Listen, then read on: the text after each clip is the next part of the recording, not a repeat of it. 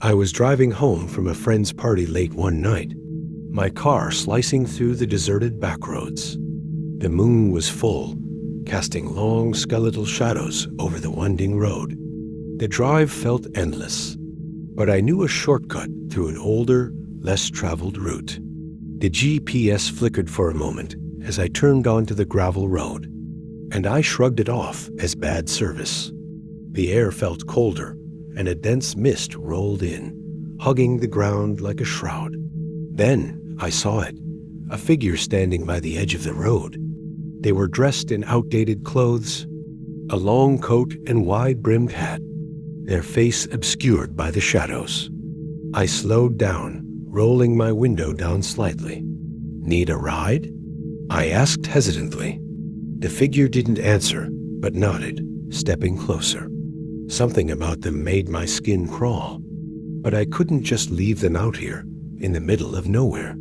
They climbed into the back seat without a word. I tried to make small talk. "Where are you headed?" "Just up the road," they murmured, their voice raspy and hollow. As I drove, I noticed something strange in the rearview mirror. Their reflection was blurry, almost distorted, like a smudge on the glass. My hands tightened on the wheel as I tried to convince myself it was just my imagination. The mist grew thicker, swallowing the headlights and casting the road into near darkness. I slowed down, straining to see. That's when I noticed the smell, damp earth and decay, filling the car like a living thing. "Do you live around here?" I asked, trying to steady my voice. They didn't answer. When I glanced back at the mirror, they weren't there. My heart stopped. I whipped my head around, and the back seat was empty. I slammed on the brakes, skidding to a halt. The mist outside seemed alive, swirling and pressing against the windows. My breath came in short gasps as I fumbled with my phone, trying to call someone, anyone. Then I heard it. A whisper, low and guttural, coming from behind me. "You shouldn't have stopped." The air turned icy as the whisper grew louder, filling the car with an overwhelming pressure.